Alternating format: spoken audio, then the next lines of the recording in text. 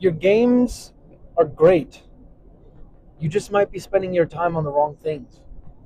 And your players, because of it, aren't registering how much effort you're putting into your games. This can be true especially when it comes to performance. D&D is unique because unlike other games, it's not just a game. It's also entertainment. It's something that we produce and consume simultaneously. When you play a video game, you are consuming the game. When you play a board game, you are consuming the game.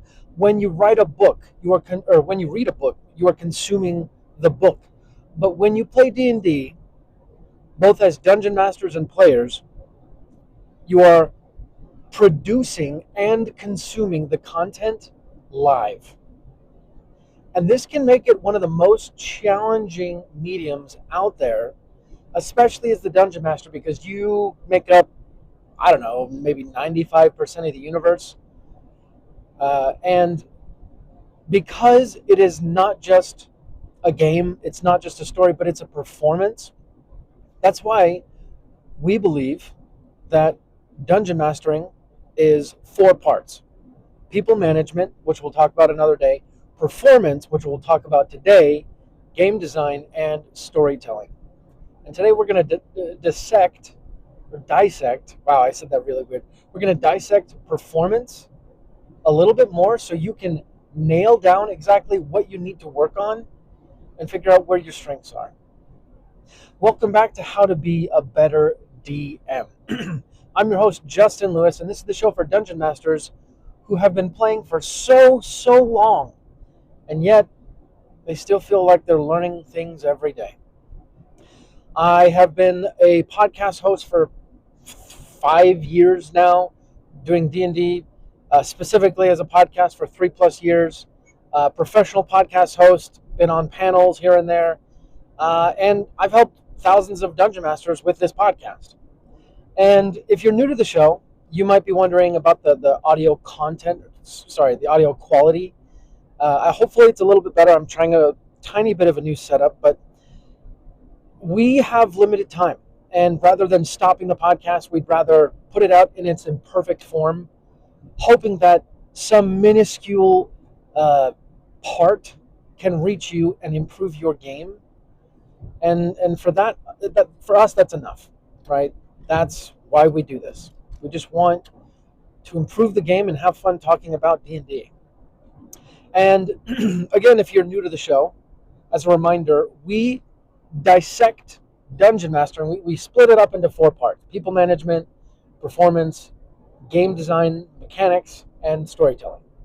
And today we're going to talk about performance. And not to bury the lead, but I'm going to slice performance into different parts. And obviously, this might ruin the entire episode for you, but we're going to essentially slice it up into our 5 different senses. A performance is something that someone watches or participates in that allows them to kind of go to a new place. And I'm meaning that metaphorically, but sometimes literally. And to that end, when you perform, you try and get the audience to buy into your reality that you're creating, right? Actor, actress, literally means someone who is acting, making actions, taking action. They're making choices. It doesn't mean that you're pretending. It means that you are actually making choices. You are taking action, right? You are being an actor in reality, and to that end, you're trying to get the audience to buy into your reality so they can experience in a certain way what you're trying to create. So to that end, one of the most important parts of improving your performance skills as a dungeon master are: 1, understanding what you naturally lean into, and 2, finding out what your skills are. And I guess kind of a bridge between those two, or maybe a third part that is kind of turning this all into a Venn diagram of sorts, is you also need to find out what resources you have available. That's really important, because if you're good at something like painting minis, but you don't have any brushes, you don't have any minis, and you don't have any money to get those minis or really anything else, you got to do one of two things. One, you either need to move on, or two, you need to get those things through resourcefulness. And sorry, I've gone a little bit of hard field. So let's get back to what I was going to do today. We're going to cut performance into 5 sections, okay? And again, performance is all about getting the audience to buy into your reality.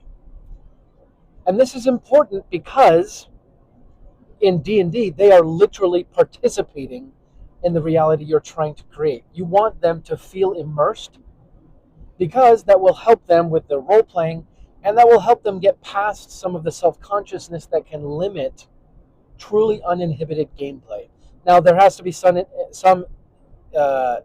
inhibitions, I guess, prohibitions, I don't know, because we don't want things to get too nuts and things like that. But at the end of the day, you want them to buy into your reality. So when you perform, you are setting the stage, you are bringing things to the forefront to allow them to accept your reality. To that end, you can only do this using the 5 senses. And we're going to talk about this from the point of view of the audience.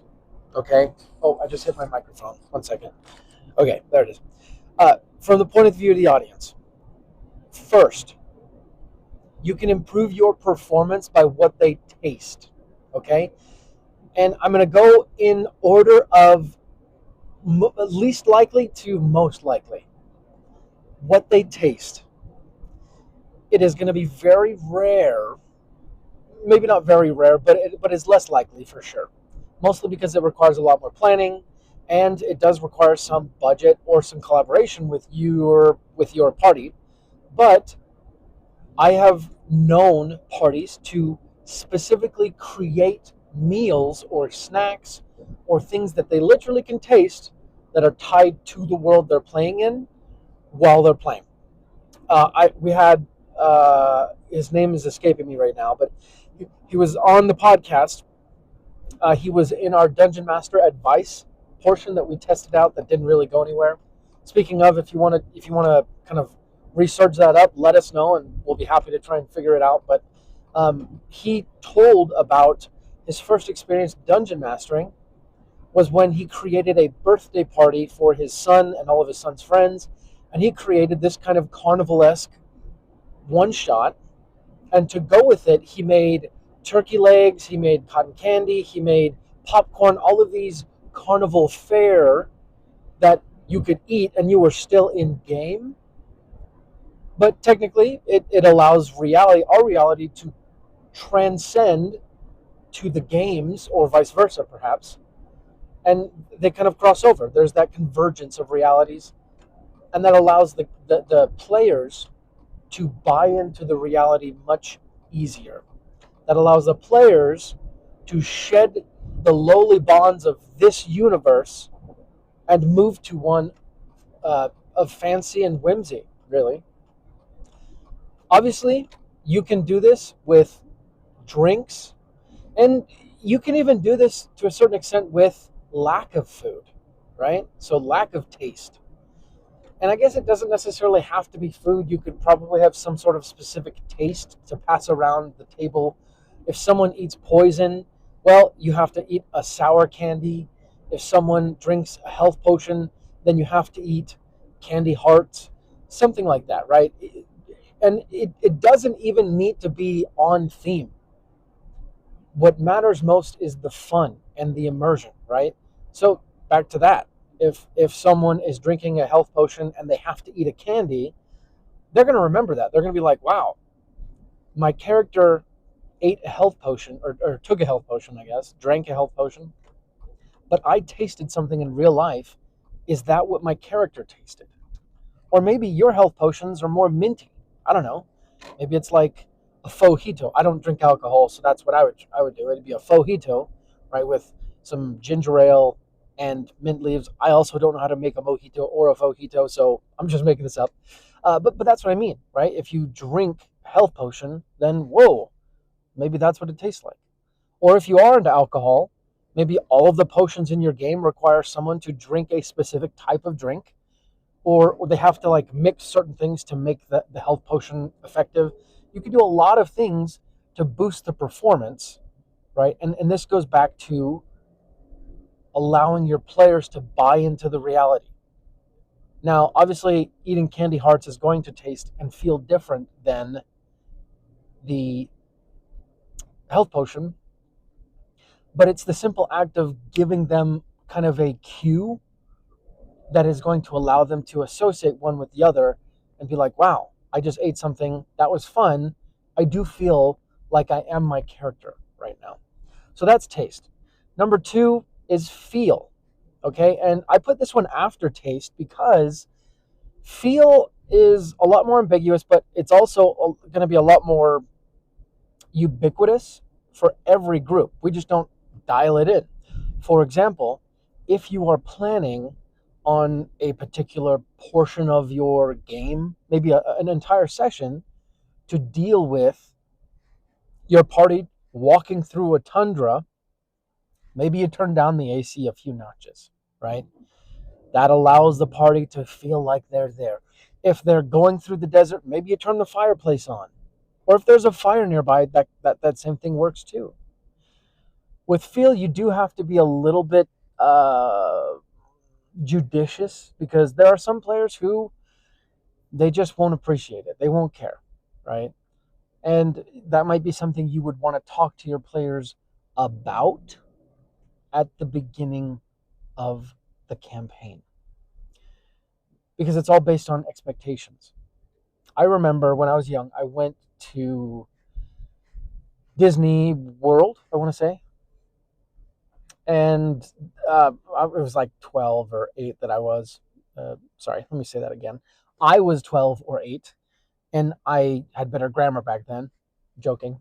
But we went in this ride. It was less a ride, more of an experience where obviously they didn't have the intellectual rights because this was Disney. They didn't have the copyright or the IP for Alien, but it was essentially Alien.